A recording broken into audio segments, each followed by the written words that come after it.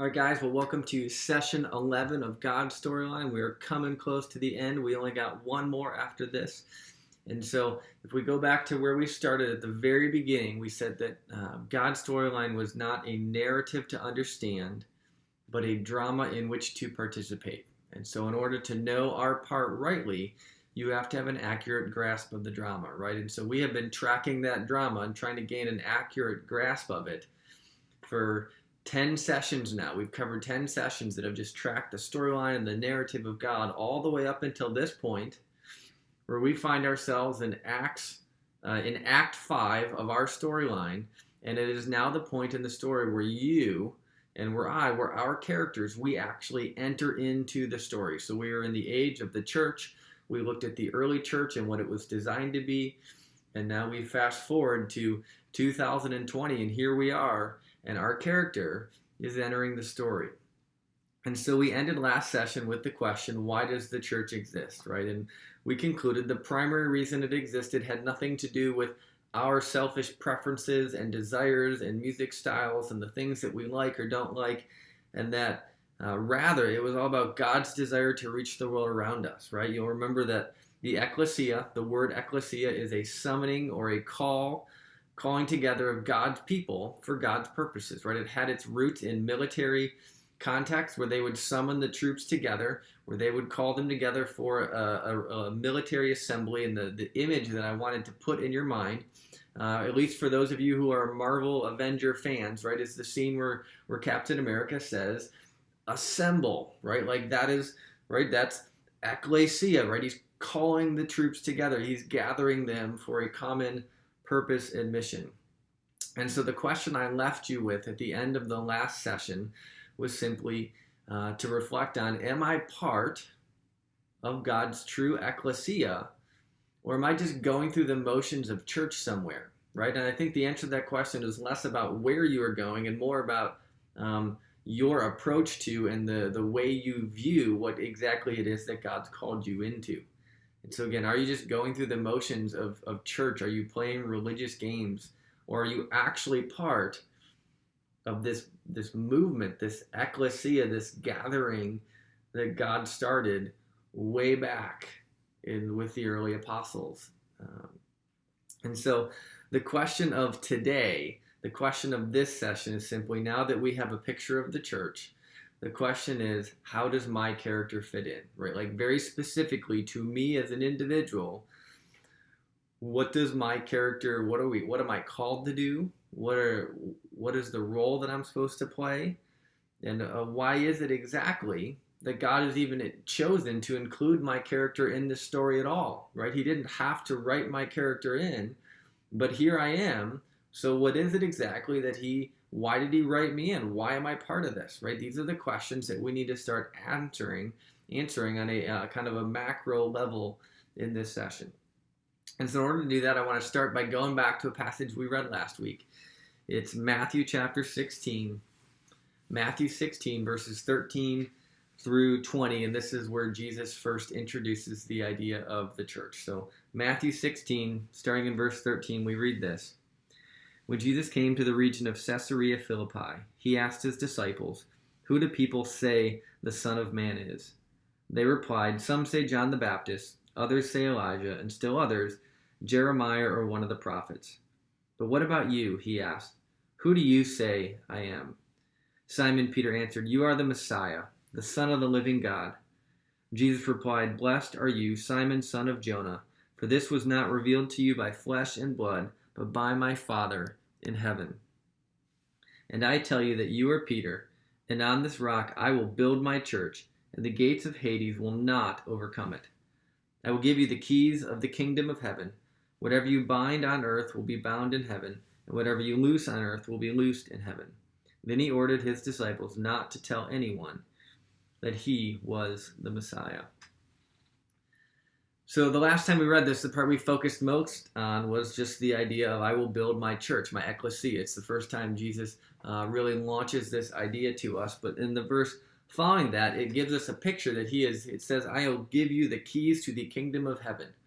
And there's an aspect of that I want to hone in on. Now, this is somewhat debated passage. There is some, we'll call it just controversy within Christian circles on what exactly does that mean. And depending on your background or your upbringing, you might have a little bit of a different angle on it. But the picture I want to give you should be universal and apply to all genuine followers of Jesus everywhere. And the picture is this. I want you to think back in your mind to the first time one of your parents gave you the keys to their car, right? So maybe you're brand new to driving. Maybe you're driving around this junker of a car, and for whatever reason, on this particular day or in this moment, you get to drive mom or dad's car, right? And so literally they pick up the keys, they hand them to you, right? Like, I just want you to take yourself back. What is going through your mind in that moment, right? Because the moment someone hands you a set of keys, what they are handing you is responsibility, right? Because when you were driving your car that maybe cost $2,000, you probably didn't care a whole lot about it, at least not as much as you would when your dad or your mom hands you their keys and they're handing you keys to a $20,000 or $30,000 car, right? If you were at work and for whatever reason your boss said, hey, I need you to do this, here's my keys, go get this for me, right? If you're driving your boss's car again, you're just going to drive it differently because there's a weight to it, right? And so when someone hands you the keys to something, whether it's their car, their house, whatever, they are giving you responsibility. They are entrusting you with something that is important to them.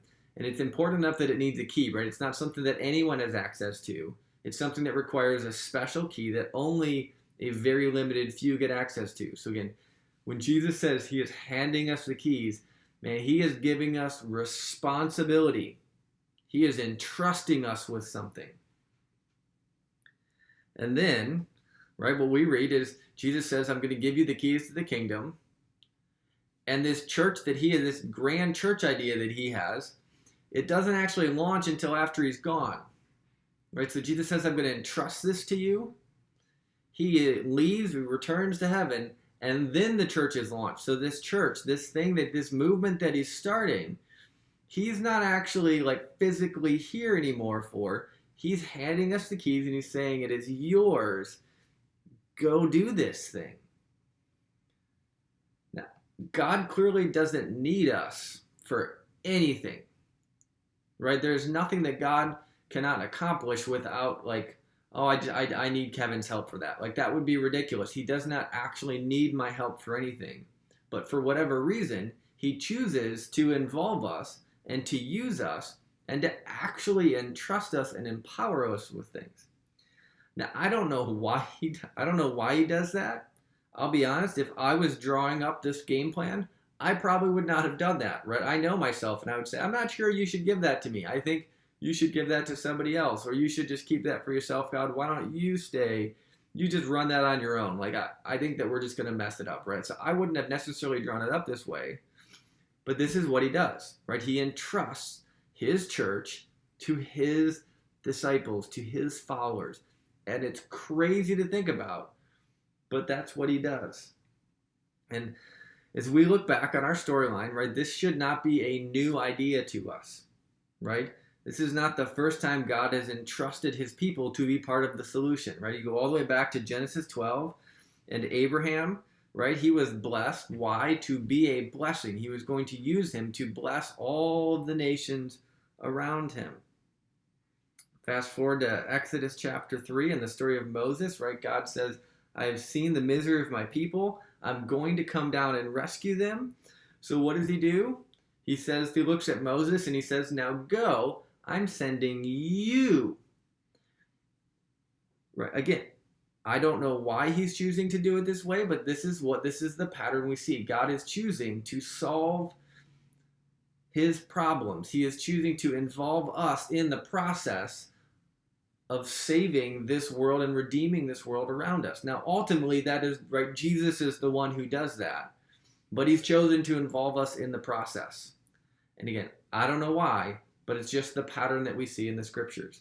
And we see the exact same thing in the New Testament, right? Nothing has changed. I'm going to blitz you guys with verses. You don't need to turn there, but just you'll see them on the screen. Just a scattering of verses in the New Testament, right? Him choosing to involve us and saying, hey, I'm entrusting you with some things. Now go get about them, right? So here we go. Matthew 4:19. Come and follow me, Jesus says, and I will send you out to fish for people. Matthew 28:19. Therefore go and make disciples of all nations, baptizing them in the name of the Father and of the Son and of the Holy Spirit. Acts 1:8. But you will receive power when the Holy Spirit comes on you. Why? And you will be my witnesses in Jerusalem and in all Judea and Samaria and to the ends of the earth. 1 Peter 2:9. But you are a chosen people, a royal priesthood, a holy nation, God's special possession. Why? That you may declare the praises of him who called you out of darkness into his wonderful light. Matthew 5:14 through 16. You are the light of the world. A town built on a hill cannot be hidden. Neither do people light a lamp and put it under a bowl. Instead, they put it on a stand, and it gives light to everyone in the house. In the same way, let your light shine before others, that they may see your good deeds and glorify your Father in heaven. Philippians 2:14 and 15. Do everything without grumbling or arguing, so that you may become blameless and pure, children of God without fault in a warped and crooked generation. Then you will shine among them like stars in the sky, right? You will stand out in a world that is nothing like you. 2 Corinthians 5:18 through 20. All of this is from God, who reconciled us to himself through Christ and gave us the ministry of reconciliation. That God was reconciling the world to himself in Christ, not counting people's sins against them. And he has committed to us this message of reconciliation. We are therefore Christ's ambassadors, as though God were making his appeal through us. Again, does he need us? Absolutely not. But for whatever reason, we are Christ's ambassadors, as though God were making his appeal through us, right? God chooses to use us, and nothing has changed on this front, right? His plan from the beginning was to call people to himself and to reveal himself to the rest of the world through that group of people. Now, this started with choosing a specific nation of people, which was Israel. Now, he is choosing people from all over, right? Hence the church, the ecclesia, this worldwide gathering of people who Jesus has called together, who he has summoned together to accomplish his mission and his purposes, right? This is the church. These are the things that we are called into. And so when you take all of this in and you consider, right, when you consider the amount of responsibility that God is giving to you, that he's given to us, right, it is overwhelming, right? It is it can be paralyzing. It can be fear-inducing, right? Because am I qualified for this? Absolutely not. Are you qualified to do all the things that God? No, you're not qualified, right? This is stuff that is left to our own. It is way beyond us, right? These are things that, God, how about you take that one? I think I'm good, right? This scares a lot of us. And if you feel that way, look, so did Moses, right? We already looked at this before, but you go back, Exodus chapter 3, verse 11 and 12. But Moses said to God, who am I that I should go to Pharaoh and bring the Israelites out of Egypt, right? Moses is like, hey, thanks for the responsibility, but I don't know if I'm the right person, right? Who am I to do this? A few verses later, Exodus 4, verse 1, Moses answered, what if they don't believe me or don't listen to me and say, the Lord did not appear to you again? He's like, you're going to send me. No one's going to. Who am I, God? I'm not ready for this. Fast forward to Exodus chapter 4, verse 10. Right? They're having this back and forth. God is trying to gently convince Moses into this. Moses says to the Lord, pardon your servant. Lord, I have never been eloquent, neither in the past, nor since you have spoken to your servant. I am slow of speech and tongue. Right? And so again, Moses is coming up with all of these excuses. All of these reasons why I'm not sure I'm the guy, I'm not sure I'm the guy, God. I think you should find someone else.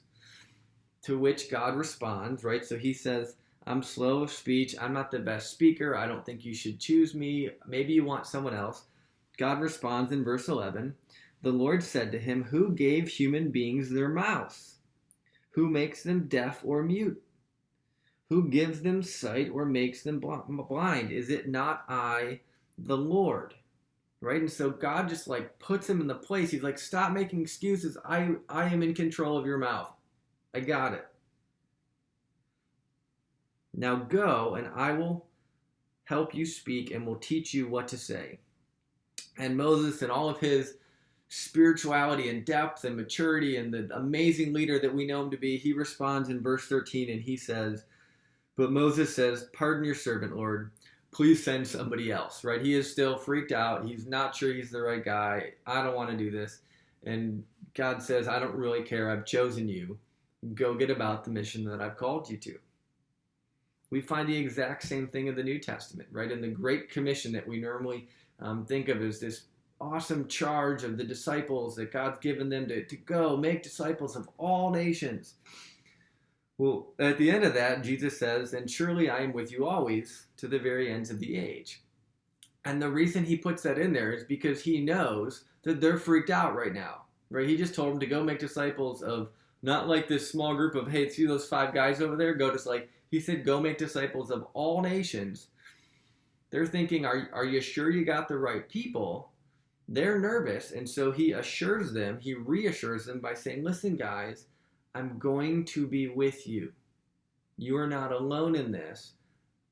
I'm on the team with you. I am supporting you. I am empowering you. Surely I am with you always. He said that because they needed it, because they were freaked out, just like you and I are a little freaked out when God calls us into things that maybe are a little bit outside of our comfort zone.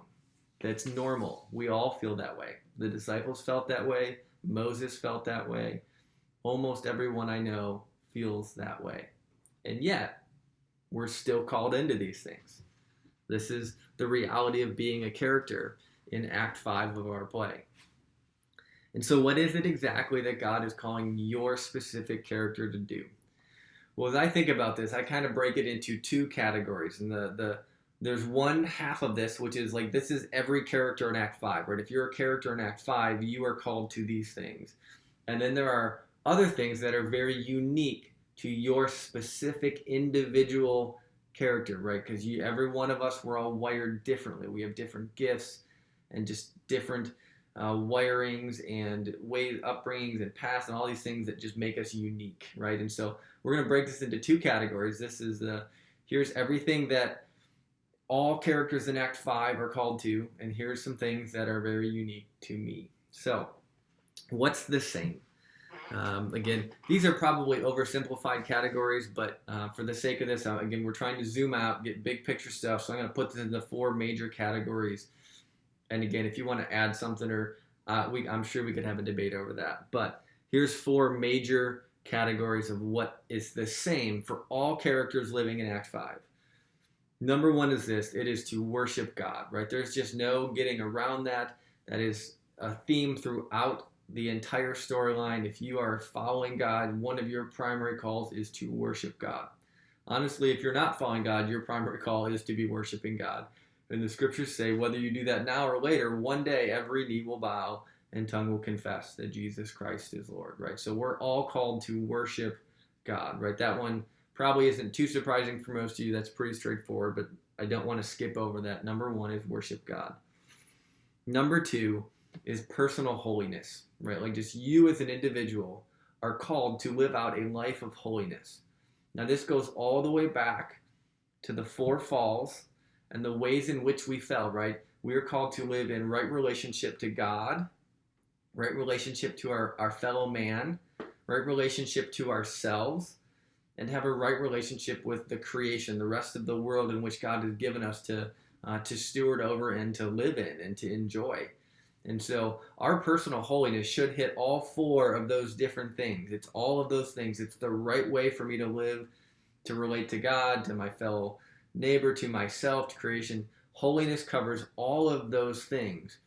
And it's all of the moral and ethical things that God calls us to in the scriptures. Those all fall into one of those 4 categories. It is our personal holiness. Again, one of the things God calls us to is to be his ambassador. And part of being an ambassador for someone is that you live and you represent them. So if we want to be an ambassador for Christ, we have to represent and live our lives in a way that actually represents, here's what Christ is like. Because if I don't do that, I'm not being a very good ambassador, right? So that's part of it. Third thing that all characters in Act 5 are called to do. It does not matter your wiring, your gifting, whatever. All characters in Act 5 are called to share their faith. Right? We are called over and over in the scriptures to share the good news, the hope of the gospel with those who do not know it. Now, we'll get into this in the other part. Some of us are probably more gifted in that area than others, but regardless, if you're a character in Act 5, this is a major part of what you are called to do. There is no escaping it. It doesn't matter if you are introverted or extroverted, whether you have followed Jesus for 20 years or 20 minutes. If you're a follower of Jesus, you are called to share your faith with those around you. That is an inescapable part of what your character and all characters in Act 5 are called to do. And then number 4 is simply disciple others, right? So we see this in Matthew chapter 4. This is I'm going to come and follow me and I will make you fishers of men. We see this at the end in his final words to his disciples where he said, go and make disciples of all nations, right? These two passages bookend his instruction to his disciples. And if you really get into it, this is a whole nother discussion, but if you get into like, what did it actually mean to be a disciple in the first place? Well, it was that you were going to take on the teaching and the ways of your master, your rabbi, and you were going to do exactly what they would do. Well, part of what Jesus did is he called disciples. He taught them his ways and his teachings. He raised them up so that they could go and do the same thing to everybody else. And if they hadn't taken that call seriously, you and I probably wouldn't be here, right? We're here because those initial disciples decided to actually make other disciples. And one of the questions I think I would press into you is if you are a disciple in your mind and you never make another disciple, are you actually a disciple? Because part of being one is doing exactly what the things that you have to do and live out the things that Jesus did. Well, Jesus had disciples, and if you don't have disciples, then are you actually one of his? I'm not sure if you can be. Right? And so these 4 things, worship God, personal holiness, share your faith, disciple others, these things are, again, these are broad strokes, big categories. These are true, these should be true of every single character living in Act 5. All of us are called to these things regardless of your giftings, your skill set, how you're wired. We're called to these. Now my fear is that most followers of Jesus aren't living out half of these, right? I think for the majority of followers of Christ that I know, their life is maybe a little bit about number 1, right? That's where they go to church, they sing some songs, they can check the box like I have worshiped God.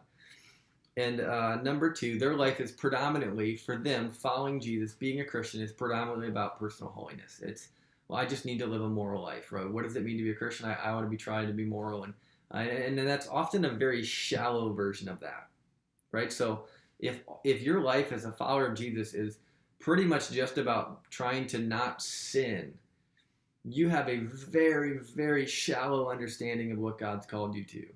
And even in that specific category, most people I know have a very shallow understanding of it, right? It's not the 4 falls. It's not thinking, how do I rightly relate to my fellow human being, to the holy God who has created me? How do I rightly relate to myself in creation? There's no depth to it. It's like, well, yeah, I have kind of a bad mouth and I cuss a lot and I'm just trying not to cuss so much, right? Like that is the depth of their faith in Jesus is, I know I'm not supposed to swear, so I'm trying to cut back on that. Well, there might be some truth in that, but there is so much more to following Jesus and so much more depth to it than just, I need to stop swearing, right? Like, so I think that we tend to default into what is following Jesus about? What is my character supposed to do? I'm just supposed to not sin. Well, there's so much more. It is not just the elimination of certain things. It is about rightly relating to everybody. And there's a lot of proactive things. It's not just stop doing things. There's a lot of things we are called to do, which fall into the share your faith, disciple others. And again, the personal holiness, when you get into rightly relating to other humans, you get into the care side and the social justice side and all those things, I think, rightly fall inside of that. And so one of the challenges I have for you guys at the end of the session is simply to look at these 4 things that every character in Act 5 is called to, and just, how am I doing, right? Go through that checklist and these things. How am I doing? Like, how am I really doing? So again, just because you show up on Sunday morning and sing some songs does not mean you are properly worshiping God, right? That is an internal attitude of the heart and the spirit, and you can just go through the motions so quickly and be missing it. So again, challenge number 1 for you guys at the end of the session is to look through these 4 things and to do some really honest self-assessment. How am I doing on these things? Again, this is the category of things all characters in Act 5 are called to do. Now, there are also things that your character is called to do and to live out that is very unique to you, right? We are all wired differently. We have, right, there's 1,000 different personality tests you can take that just demonstrate how we all think differently. Some of us are introverts, some are extroverts, some of us are more feelers, some of us are more thinkers, right? There's 1,000 different ways. We are each uniquely wired and made differently. And part of your call as a character in Act 5 is to figure out, God, how have you made me? How have you created me? What is unique about me? And what maybe uniquely do I have to contribute to all that you're calling me to that maybe is different than somebody else, right? And so the skills that I have to contribute to what God has called me to look different than the skills that my wife has. Both skilled, very different ways. We are wired very differently, but we each bring unique things to the kingdom of God that I think the kingdom of God benefits from when we're doing it rightly, right? And so part of the challenge for you guys is to figure out, what is it that makes you unique? What is how did God wire you? So the second challenge I have for you guys, and we'll make sure we post these, is that you need to read through 1 Corinthians 12, Romans 12, 1 through 9, Ephesians 4, and 1 Peter 4. I think it's 10 and 11. I'll double check those and make sure we post those for you. But right, I want you to read through some verses that talk about the different spiritual gifts that God has given us. And the question is, if I've been given a spiritual gift in this area, how am I using this? Am I using it at all, right? So if you don't know how your character is supposed to play their part rightly, well, we just talked about the things that all of us are called to do. In addition to that, there's some unique things that you might be called to this, and I might be called to something over here, and someone else might be called to this, and I might be called to something down here, right? And so you and your spouse are going to be wired differently. You and your neighbor are going to be wired differently.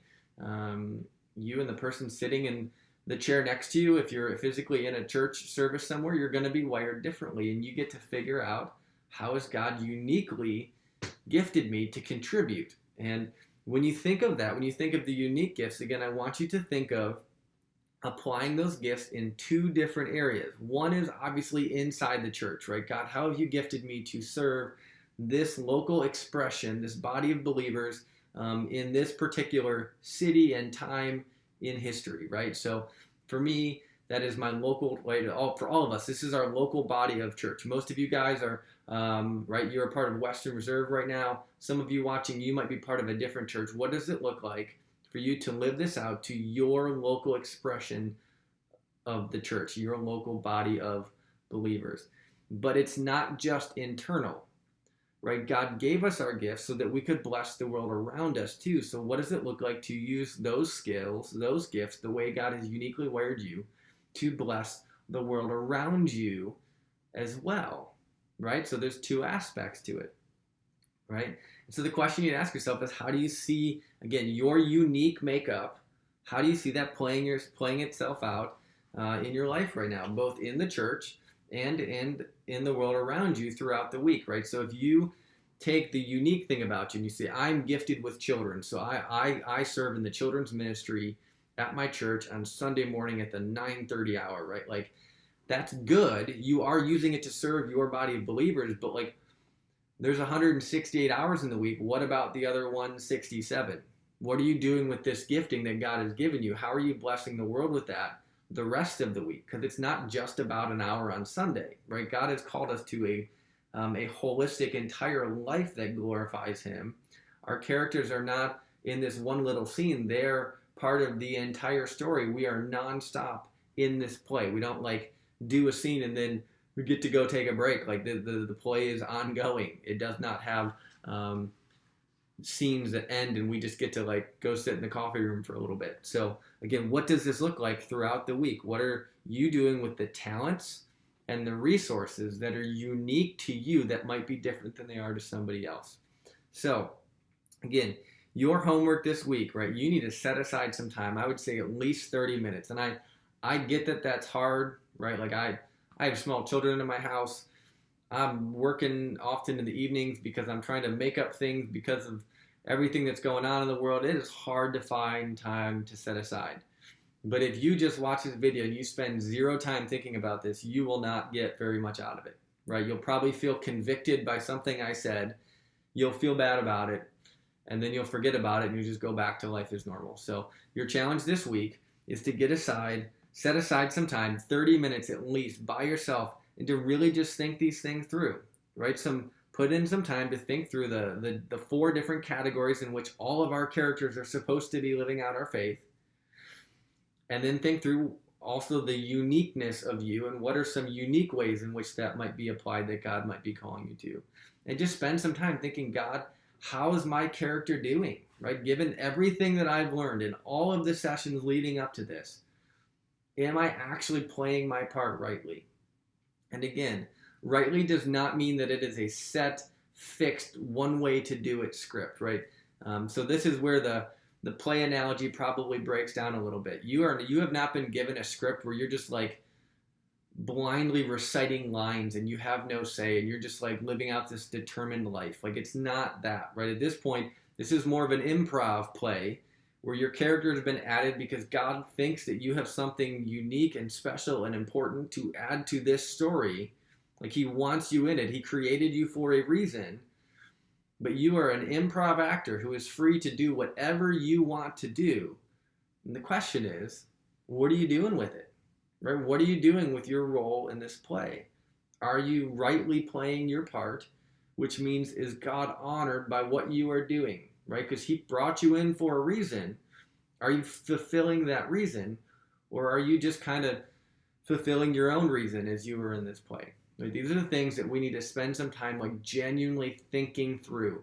If you just watch this video, again, I probably said something that'll make you feel guilty for 20 minutes and then you're just going to go back. And my goal isn't to make you feel guilty. That doesn't achieve anything. I want to challenge you to think and to really understand what it is God's calling you to, because I think on the other side of this, the more you get this right, the more you actually live out your God-given calling and purpose, there will be a fulfillment and a joy on the other side of that that is impossible to find anywhere else, right? There is no physical thing, toy, car, amount of money that will fulfill you the way that you actually living out and fulfilling the purpose and the mission and the things that God has called and created you for.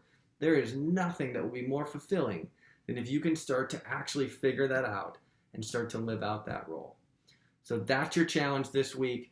Set aside some time, make it happen, pick a day and a time, schedule it in, block it out, treat it like it was a real appointment with a physical person, and make it happen.